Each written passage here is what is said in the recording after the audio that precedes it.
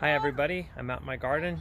Just got off work and it's in the late evening, and I'm going to be getting rid of some of the plants in one of my grow beds so I can prepare to move it.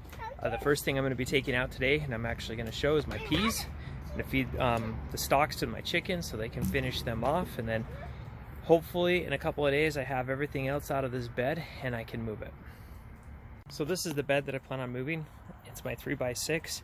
I'm taking these peas out because they've pretty much run their course, and much longer they're going to dry out. My chickens aren't going to eat them. So I'm going to start off with the peas, then the next I believe I'm going to take the kale and the beets. That's probably going to be a couple days before I get to them. But with the peas, when I take them out of my square foot garden, I actually try to leave as much of the root behind as I can. And I'm going to show why, and it's something that I learned about last year. The roots of these, oh, that's a perfect example right there. Those roots right there have all the nitrogen that they take out of the atmosphere and place into the soil. So I try to leave the roots in, because as these decay, that puts the nitrogen back into the soil. That is the perfect combination that you want to see on your peas, or really anything in the legume family. If you have this on your roots, that means they're doing their job of putting nitrogen back in the soil. So you want to leave that in. Too many people just tear it up and not even think about what it is. When I first saw this stuff, I was like, oh no, what fungus is growing on my roots and my plants? And I thought I had some contaminated beds, and then I found out that the peas were just doing their job. So that's why I leave the roots behind, and that allows this nitrogen to grow into the soil and allows the other plants to take use of it. So I'm going to be cutting this off and just tilling it right into this grow bed. And then the rest of the stalks, as I said, I'll be feeding to my chickens. So now with them removed, I just usually take and lightly mix up the soil. This gets it ready for other stuff to planting, and I come back in and add compost. But since I'm going to be moving this bed, I'm not too concerned about that. But here's some of the more of the roots of the peas that, as I said, I left them in. This one doesn't have as many of the bumps on it, but it has some. So that other one was just amazing. And then, as I said, those bumps are going to give back nitrogen to the soil. That's the actual process. And I just threw the peas that I pulled up, those plants, directly into my chicken coop. Chickens are going to eat them down tomorrow. That helps them get plenty of protein into their diet and some greens, as well as helps our eggs to be more nutritious for us. It's great having the garden with the chickens, because together it helps eliminate my waste, and then, I mean, their waste ends up in my compost bin. So it's kind of a circular fashion, because then the compost ends up back here. This is my 3x6, and I can't wait to get this thing to move. Can't wait to pull the beets. I'm going to do that either sometime the end of this week or the beginning of next week, because I want them to get a little bit bigger. But I'm probably going to pull the kale in a couple of days. We've been eating off of both those bushes, and it's about ran its race. I need to start some more kale on the inside, because I'd like to get it in. I might even just come out and directly sow it. I got a couple of beds that are empty that I could put them in, so I'd go ahead and go for it. I can't wait to get this bed, though, fully up and going. It's kind of made me sad that it sit with most of its squares empty for the past couple of months. So we'll see how that all goes. So just an interjection on this video. Got some cherry tomatoes blossoming.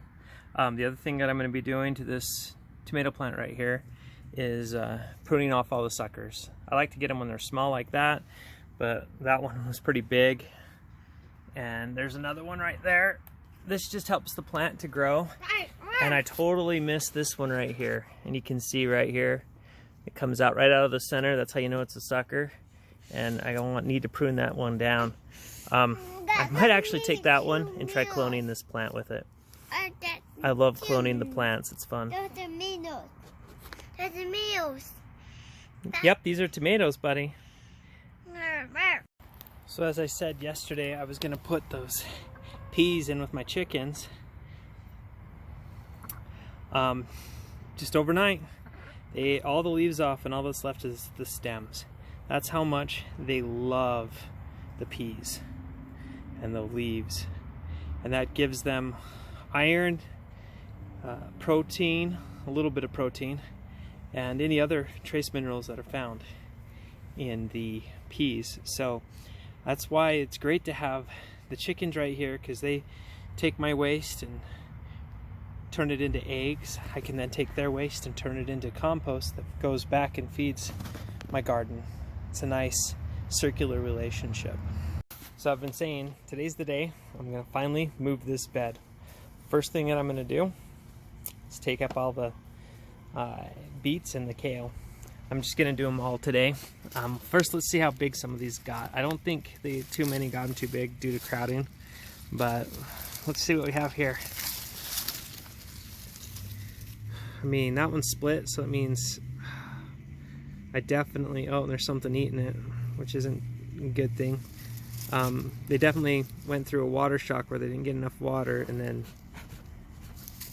came back after the fact. I kind of have a feeling I know when that happened. And then these ones are a little bit smaller. I'm gonna just take all the greens off of these and feed them directly to the chickens. I think they'll love it. Yeah, most of these aren't that big, which is kind of sad. But we can wash them up and cook them up and eat them as cooked beets tomorrow. This one I think I'll just feed the whole thing to the chickens. We'll see as we go along. I think part of it was I got too much water on the leaves, and the leaves kept on dying back, and so the plant was putting a lot of energy into growing new leaves. But only one was split, so that's a good sign right there.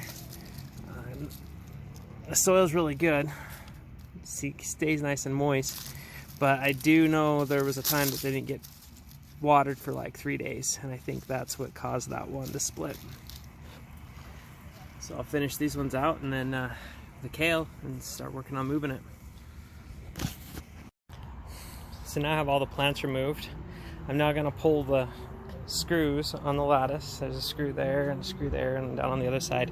Pull the lattice up, bring my wheelbarrow in and my totes, empty all the soil out, and then give it a flip. I got to figure out what I'm going to do for a bottom on it, because I don't want the tree roots to grow up into it, and I don't want these to grow up through it. I do have some cardboard, but as I've learned, cardboard doesn't always seem to do the trick. I also have some other things that I could potentially try as well, and maybe it's those other things and then cardboard on top of that. We'll see. And as you can see, the chickens are totally loving those greens, eating them right down. Good job, chickens. Keep doing that hard work. So I kind of wanted to do a quick update. I've been working on a video about me moving one of my garden beds, but in the process of moving it, my wife discovered something, and I also had a pipe break and a few other things. If you guys watch the shorts, kind of see that stuff's going on, but I wanted to show what we discovered, well, more my wife. And one of the reasons why I'm going to slow it down before I move this one in, I still need to find a better bottom for this, because I don't want the roots growing up, and I don't want to prop it up as high as I did with the one that's on pallets this year, though I'm not having a problem with that. What I am worried about is having too much moisture under there and festering a location where bugs want to be, and then them getting into the gardens. But so anyway, I'll just show you what my wife had discovered. So when moving the beds, I had to store the soil somewhere, so I decided to put it into this wheelbarrow. And my wife came out and noticed something kind of nice was happening. As we were storing this soil in the wheelbarrow, a whole bunch of potato bugs started appearing around the edges trying to escape, but they really couldn't. So she actually gathered them up and threw them in the chickens. She says there were like 200. I think what's going on is it's drying the soil out and driving them out, and it's heating them up, because since it's in the wheelbarrow, it's up off of the ground. I really think that's what's going on. But what it's not starting to do is it's starting to automatically do pest control for me. I don't like the fact that the soil is completely drying out because it's going to kill off some of the beneficial bacteria, but I can always augment that back with compost or with compost tea, and that's probably what I'll do when I get ready to put this bed in. I do see a potato bug right there making his journey right there, so I'll take that and feed it to the chickens. But we've just been noticing lots of dead ones as well up on the top. I hate to have them suffer and die, because unneeded suffering is just not a good thing.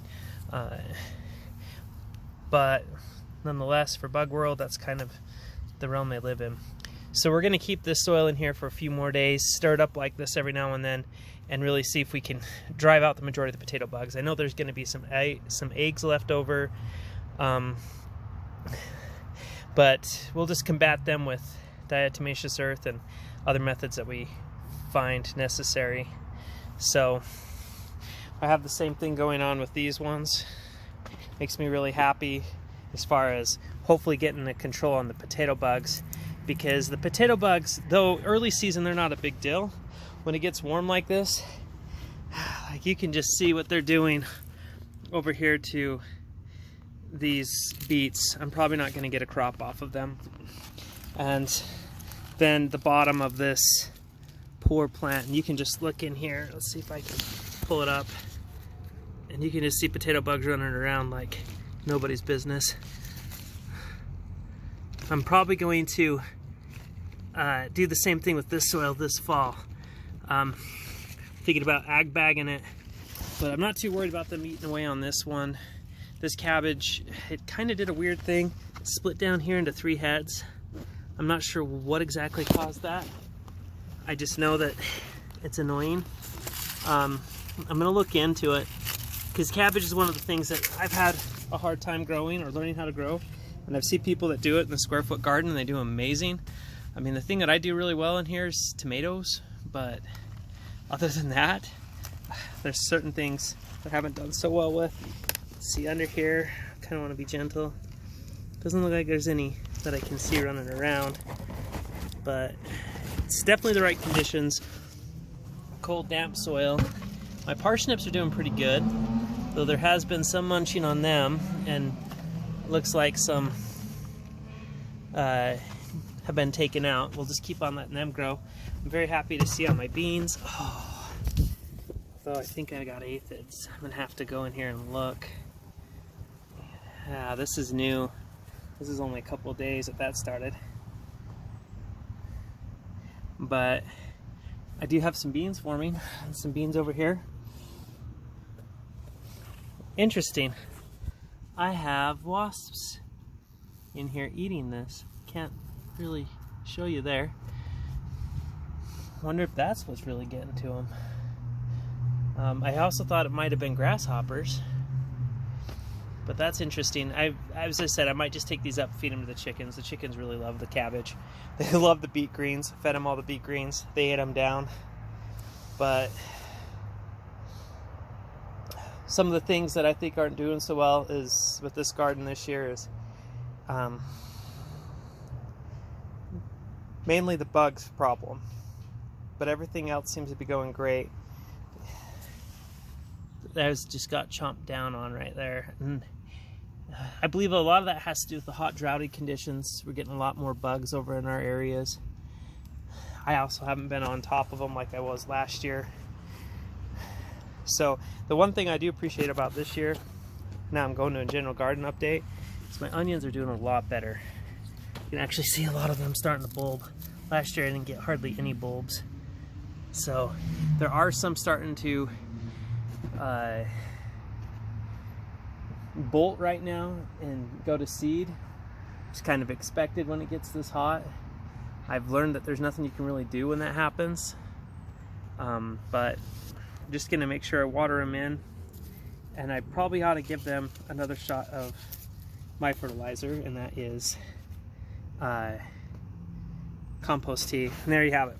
I moved a thing, and you can just see there's just potato bugs. This and earwigs have been my plague. Let's see how many are in my trap.